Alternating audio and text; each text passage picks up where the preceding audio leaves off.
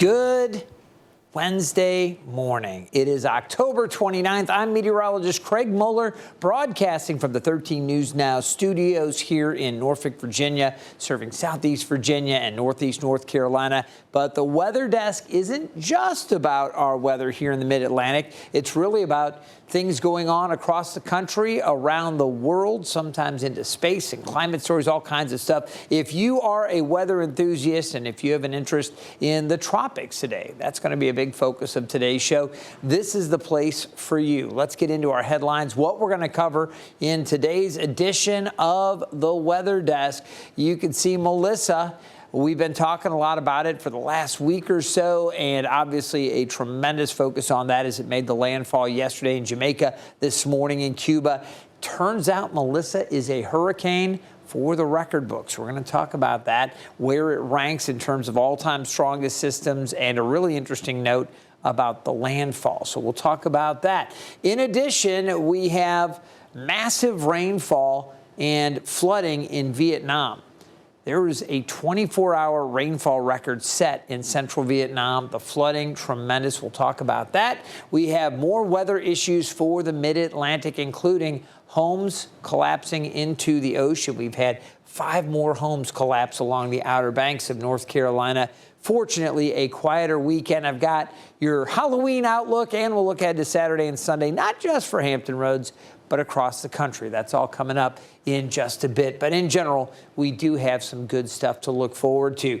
We're going to start off with our big story here, and you see the loop. This is Melissa, and with the 8 a.m. advisory, winds are at 105 miles per hour. We'll talk a lot more about it. You can see it just crushed the western part of Jamaica, and we're still just starting to get information out, and it's going to take a while before we know the full extent of the damage. But that came through Jamaica yesterday, making that landfall with winds of 185 miles per hour, gusts to 215. Incredible. Then as it moved into Cuba this morning around 3:10, it was a Category 3. It has since weakened, and notice the eye, once it comes in, it really collapses, but that wind field still quite strong across the system, and it is getting ready to come back out over the waters here just north of the Cuban coast, and will run towards the southern Bahamas.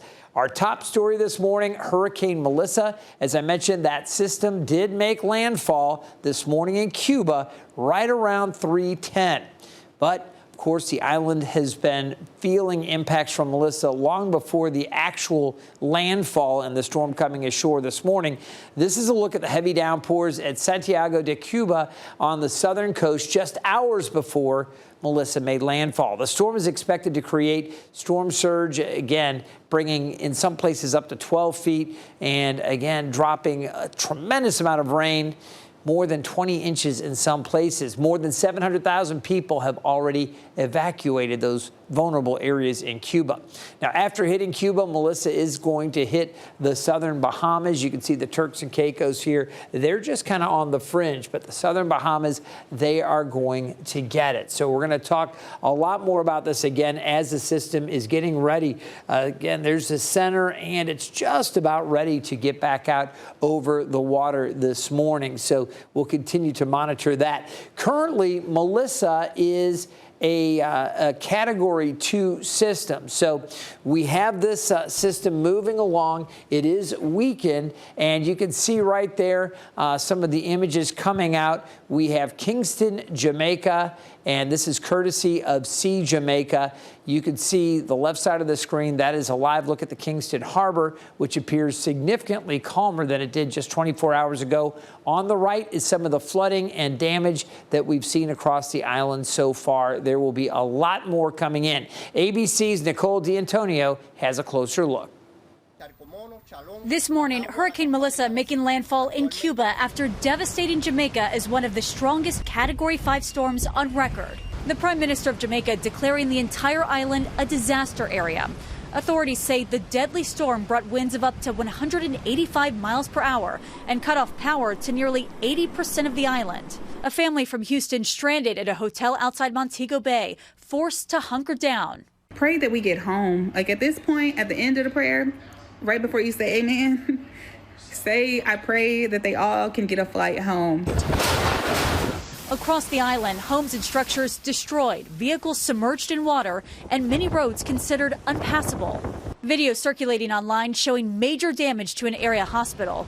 ABC's Ika Jachi reporting from Kingston, Jamaica. The entire western side of Jamaica has been inundated with extreme floods, and right now residents there are worrying about crippling infrastructure as a result of this storm, the loss of communications and electricity, and access to clean water.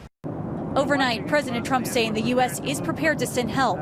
Disaster response teams in Miami are gathering food, water, and generators to send once conditions improve. And Royal Caribbean also promising a ship to help transport aid. And officials say Kingston's airport could reopen as soon as tomorrow for emergency relief flights. And this morning, relief efforts are already underway with organizations like the American Red Cross and World Central Kitchen preparing to help families in Jamaica recover in the weeks and also in the months ahead. Nicole D'Antonio, ABC News, Washington. And I want to mention, and I'm going to get into this in just a moment here, a little bit more detail, but it's going to be a long recovery, and I think a long period of time before we even fully assess the extent of damage over portions of Jamaica. All right, here's some good news for Jamaica. They are no longer under any watches or warnings for tropical storms or the hurricane. Obviously, the hurricane passed yesterday, but this morning they were still under tropical storm warnings as the kind of tail end effects were pulling away. They are now clear, so that is a blessing there. Haiti still under the tropical storm warning, Turks and Caicos as well. Obviously, Cuba with that system still centered over the northern coast of Cuba, about to get back over the waters here north. That area is still under hurricane warning, as well as the southern Bahamas. Now, as we take a look here, you can see the landfall, and it came in here around Black River and New Hope. This area it's incredible to think about the amount of wind energy associated with this. Obviously, tremendous rains. And that eye, about 15 miles in diameter at the beginning of landfall, of course, it collapsed. It got tighter. But when it comes in and collapses, that wind field can actually become more erratic and kind of spread out. Here, we know where the winds are. As it collapses, it can change. So we're going to look for widespread damage across central and western parts of Jamaica in the coming days. Here's what I wanted to share with you about its ranking among the strongest in the Atlantic on record. Okay, you take a look here. Strongest on record in terms of the lowest central pressure. You see Wilma here, back in 2005, 882 millibars. Incredibly low pressure, a powerful hurricane, the strongest on record. Gilbert, back in 1988, which was previously the strongest to hit Jamaica. All right. It didn't come in as a Category 5. It was a little bit weaker, but Gilbert at one point had the second lowest pressure, 888 millibars. Now, you look at the Labor Day hurricane in 1935 and Melissa tie for the third strongest on record with 892 millibars. And note this asterisk here. We're going to talk about that. The Hurricane Rita back in 2005, I'll get it out, 895 millibars. So these are the five strongest in terms of the lowest pressure. But the two at the asterisk, Labor Day and Hurricane Melissa, these two were the strongest hurricanes at landfall, coming in at 892. So even though these were stronger, those were stronger storms out over the water. By the time they made landfall, they were weaker. So the strongest hurricane to make landfall, Melissa, in the Atlantic Basin. What happened yesterday right there on the coast of Jamaica? And the Labor Day hurricane hit the Florida Keys with that same basic pressure, and then the wind field, again, at that point, about 185 mile per hour sustained winds. With Melissa, we had gusts to 215. We can't say it enough. This was an amazingly powerful storm at landfall, the worst on record. All right, as we take a look at the considerations moving forward, all right, there have been widespread communication outages. So there are some reporters here. We're getting some reports out of Kingston, and we're going to get more and more reports out there. You know, the Starlink, the internet that Elon Musk tries to provide with the satellite network. They are trying to get as much communication up and going as possible, but there's widespread communication outages. The existing infrastructure in Jamaica really rocked, obviously, by Melissa. Many roads are impassable. So you've got mudslides, you've got flooded roadways that were just taken out with tremendous amounts of rain and rushing water. You have trees down on roads. There are many areas, especially up into some of the higher areas just off the coast, that are completely cut off right now. It's going to take a long time. There's been extensive damage to St. Elizabeth and Westmoreland parishes. That's in the western and southwestern part of Jamaica. And it could take days to weeks to just fully assess the extent of damages. And while, reports leading up through this landfall were at 7 fatalities, it's very unfortunate, but it is assumed that as we get more information from some of these areas that have been cut off, that those numbers of people hurt, casualties from this storm, and fatalities, that will likely increase. So we're waiting to get more information out of Jamaica. We'll certainly let you know as it becomes available. But this is going to be, I think, a long, long recovery, and we're going to be hearing more and more stories from Jamaica as that hurricane, incredibly powerful at landfall, moved across. Now over eastern Cuba, let's take a look at the forecast track on this. It is going to move to the north-northeast. It's moving right now at 14 miles per hour. That additional forward speed is a good thing for the folks in the southern Bahamas. You want to get it in and out of here quickly. You don't want a slow mover. You want it to just come in. If it's got to come through your area, get it in and out quick so you don't deal with that prolonged battering of the winds and the excessive amounts of rain that just won't move on. In this case, it is accelerating. It's forecast to continue to do that. It's still going to be a Cat 2 hurricane, still a very strong hurricane moving through the Bahamas and then off just to the west of Bermuda. And this is good news. Remember, a day or two ago, a couple days ago, it was actually forecast to be closer to Bermuda. In fact, the models, the Euro and the GFS, were kind of straddling Bermuda with where it took it. Now the models have it shifted a little farther west. And while that puts them on the dirty side, as I will show you in a bit, the wind field forecast actually keeps the hurricane force winds away off to the west of Bermuda. Still going on here in Cuba this morning. You can see that hurricane wind field with winds in excess of 74 miles per hour coming across the southern Bahamas, and then off it goes up towards Bermuda. Tropical storm force winds there, but it looks like the hurricane force winds are projected now to miss Bermuda off to the west. So that is certainly good news. And again, the models, as we take a look here, the spaghetti plot shows a very good, tight agreement that everything carries it off in this direction. No threat to the southeast U.S. And as I'll show you a little bit later in the show, again, even the wave action from this, we might get a slight increase in swells as it moves along, but it's going to be a weaker system far away and racing away. So we're not even looking for a dramatic enhancement of wave activity here along the East Coast and the Mid-Atlantic. So good news there. But unfortunately in Cuba and for the southern Bahamas, they're still dealing with this hurricane, Hurricane Melissa. Now we take a look at the tropical activity, and here we are, the end of October. We're into the last month. Before you know it, it won't be too much longer. We'll be into November, and then activity really does drop off significantly.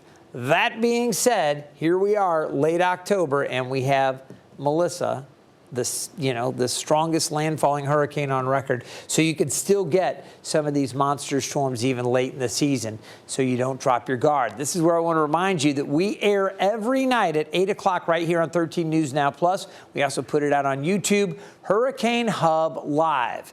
You can check it out. It's our team of meteorologists working through the evening to take an even closer look at what's happening in the tropics, both the Atlantic and the Pacific. Tim Pandagis, our chief meteorologist, typically handles Hurricane Hub Live, but Evan Stewart does it when he's filling in. Hunter Force does it on the weekends. At any rate, you've got a lot of experience breaking down these tropical systems and letting you know exactly what you can expect. Check out Hurricane Hub Live. Now, as we take a look beyond the tropics here, we're going to turn our attention from the United States to the other side of the planet, and specifically here is Vietnam. I mentioned this a little earlier. They're also dealing with heavy rain and flooding. Look at these conditions in Vietnam. Record rainfall in the central part of the country has put homes and much farmland, several ancient sites under water. that area has gotten more than 42 inches of rain. 42 inches of rain. That's amazing.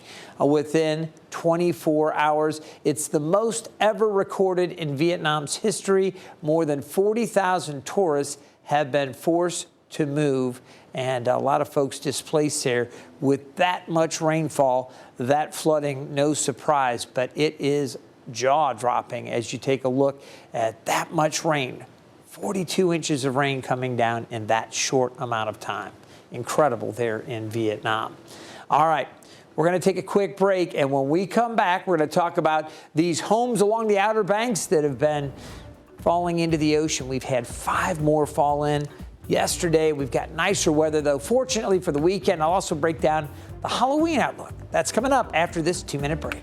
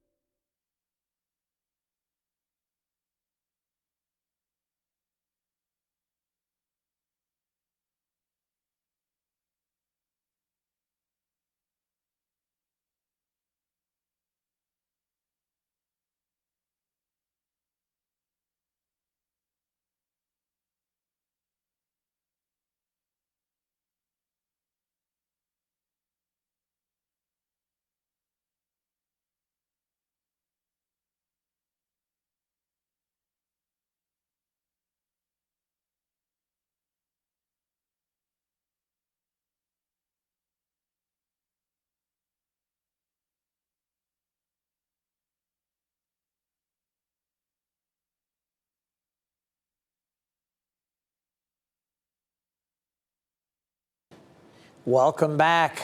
Mentioned the rough surf that we've seen. Now, this is just a graphic, but I can tell you the buoy data here just offshore supporting large waves. We've had rough activity along the Outer Banks especially. We're still looking at some gusty winds. Note this buoy showing 12-footers not too far from Hatteras. So, again, the southern Outer Banks, it has been a tough go with more beach erosion yesterday. Let's head to North Carolina now, where 5 more homes on the Outer Banks have been swept away by the ocean.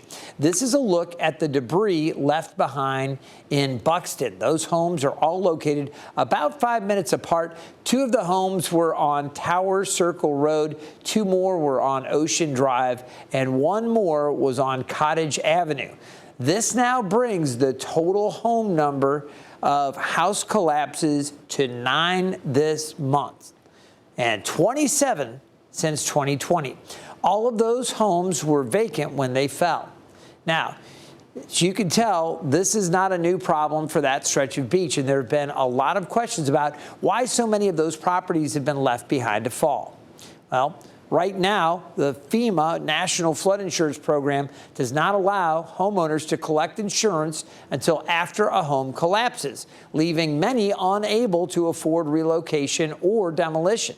That's why North Carolina Congressman Greg Murphy has introduced the Preventing Environmental Hazards Act to allow proactive payouts for homes condemned due to chronic beach erosion. The measure would cover up to 40% of the home's value to cover relocation or demolition costs before the collapse. Right now, that bill is in the House Financial Services Committee. Now, you think about it again, it is a tenuous situation. You've got the homes there once they collapsed.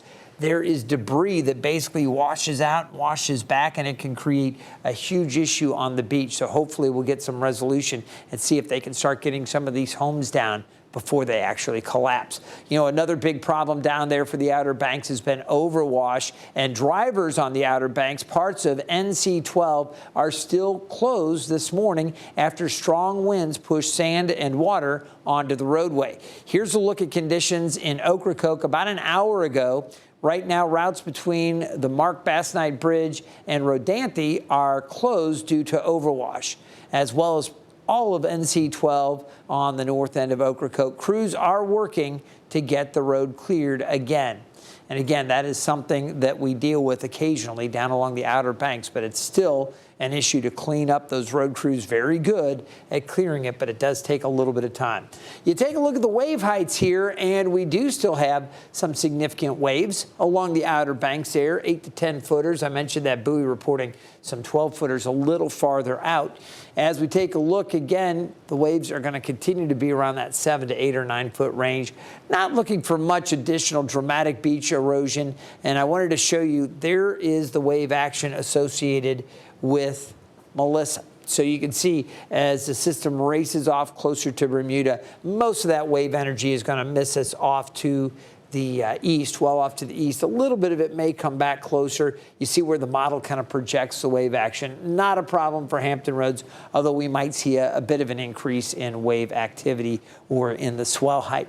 As we take a look here, though, we do still have that high threat of rip current, so there is still some churning of our coastal waters. You can see the red flags are going to fly along the Jersey shore through Maryland, obviously Virginia's eastern shore, our coastal waters in Virginia Beach, the Outer Banks, all the way down through Ocracoke, and then southern portions of North Carolina as well. Just a rough time out on the water. Here locally, our waters pretty unsettled. Small craft advisories up. Yesterday we had gales up, some gale warnings out for the stronger winds. Now we have the small craft advisory. Winds gusting to about 30 knots, so not as bad as yesterday. One of the ways I was kind of terming our issues here in Hampton Roads today, it's like yesterday light. Okay, yesterday we had moderate tidal flooding, we had heavy rains, we had the wind advisory. Winds were gusting 45 in some places along the Outer Banks. We had winds gusting 50 to 55 miles per hour. So very windy. Today, less wind, still tides running high, but it's not as bad as yesterday in most locations. The winds are lighter and the rain not as heavy as well. We do have some more energy out to the west, though. That is going to find its way to Hampton Roads. More on that in a moment. Just looking nationally, some snow flying across Idaho and Montana. You can see some showers back across portions of Washington State. Scattered stuff around Seattle, but more persistent rain here in the southeast part of Washington into northeast Oregon.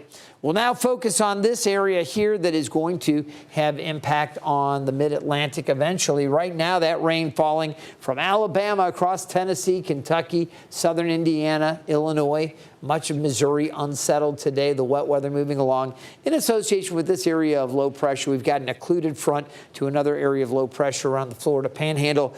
This one offshore is part of a kind of a frontal boundary that extends out. The previous low that really cranked the winds yesterday, it is off to the northeast, but this one kind of keeping those winds blowing northeast, east-northeast at about up to 20, maybe 30 miles per hour with a few of the gusts. So it's still breezy here. Now, as this next system comes in later tonight and early tomorrow, we do have a chance. It's a marginal risk, level 1 for severe weather. This is the only part of the entire country that has this elevated risk for severe storms. Level 1 threat, but you can see for the Hampton Roads area, and this is our home broadcast market here, Eastern Shore. You can see Northampton County, southern Accomack, the Middle Peninsula, the Peninsula, a little bit of the Northern Neck, and then all of the south side, northeast North Carolina, the level 1 threat. And the only real elevated threat is for gusty winds. It's not going to be a hail situation. It's not an enhanced tornadic situation. We could just see some gusty winds. Tomorrow morning through about mid-morning, a chance for a few stronger storms as well. I'll be watching that on daybreak tomorrow morning and taking you through the weather desk, talking about more chances for gusty winds tomorrow. Now, as far as what we're tracking today, still breezy with showers, tides still running high, and then we've got that much nicer weather for the weekend. We have coastal flood advisories up for Hampton Roads, coastal flood warnings for Newport News back over into Isle of Wight, Surrey, and areas off to the northwest as you go along here, James City County. For those areas, moderate tidal flooding is possible. Eastern Shore, Middle Peninsula, and Northern Neck also with that coastal flood warning. This is through tomorrow morning. As we look at Sewell's Point, this is for Hampton Roads and specifically Norfolk, 4.9, the water level we expect to reach this afternoon. Yesterday, it was 5.3 feet. So we're talking maybe 4 or 5 inches lower than what we saw yesterday. Minor tidal flooding also possible again with the high tide tomorrow morning, but we've already seen the worst of it in Norfolk. Things will be better, obviously much better as we look towards Friday. Here's a look at the high tides at Yorktown, and this is significant, even though it's minor. This is the same level we had yesterday, and it's not really going down from where it was yesterday very much, not today or tomorrow. So if you had problems and you live around Yorktown with those tide levels, anticipate pretty much the same level we saw yesterday as we go through the afternoon high tide and again early tomorrow morning, things improving after that. At the James River, Jamestown Fair and Scotland Ferry area, moderate flooding. Pagan River at Smithfield, moderate flooding. And again, Nassau-Waddocks Creek, moderate flooding there as well. At the Lynnhaven Inlet, we expect moderate flooding, the level down a few inches from what we saw yesterday. It should be around 5 feet today. Winds are not as strong, so that's something that is positive here. Duck with a gust of 26 yesterday. At this time, we were looking at gusts in excess of 50 miles per hour, so it's not as windy. We do still have our chances for some scattered wet weather. It's not going to be super heavy, the rain, but we could get a few heavier cells, and those could produce some locally heavy downpours, things much drier after the rain moves out tomorrow morning. You see the approach of the system here. Some showers or storms potentially this evening coming through. And then again tomorrow morning, one more look as that moves along. We can take a closer look across Hampton Road. Some light showers today, kind of off and on. There'll be a few breaks from time to time, and then potentially some heavier storms this evening coming through, a little bit of a break, and then tomorrow mid-morning, there's that line. Once that clears, I expect the skies to clear, and that sets up what will be an awesome weekend. Rainfall amounts over the next 48 hours, and really this is coming today through early tomorrow, so it's really the next 24 to 30 hours. You can see anywhere from about 4/10 of an inch up to about 3/4 of an inch. The model's in pretty good agreement. We're going to see something, but the good news is that whatever we see will be out of here as we go late tomorrow, and then Halloween looking great for the kiddos. Again, the Scarecast, not scary at all. Temperatures in the 50s, breezy, mainly clear. What a night for trick-or-treating. Here's a look at the Halloween forecast across the country. Boston, New York City looking good. A few spotty showers around the Great Lakes region. Back up in the north central U.S., New Orleans. You can see Orlando, plenty of sunshine down around Houston, Dallas, Little Rock. It's all looking good. St. Louis looking good for Halloween. Looking great out west as well. Little windy around Seattle. How about your Saturday? We'll get into that. Saturday, temperatures mid-60s, Raleigh and Atlanta. Orlando still looking good. A lot of sunshine, chances for showers on Saturday in Cleveland. But most of the country's actually in great shape. Maybe a couple of storms around Houston, but look at the dry conditions. Most of the central U.S. and still looking good out west as well. Most areas enjoying a pleasant Saturday. A few showers up around Seattle. Sunday looks pretty good as well. We're going to find plenty of sunshine up and down the East Coast. A few showers around New Orleans. Most of the central U.S. enjoying mostly sunny conditions. And then Sunday looking pretty good out west as well. So, as I mentioned, things for most of the country looking good. We do have another storm system again producing a little more wet weather up around Seattle on Sunday.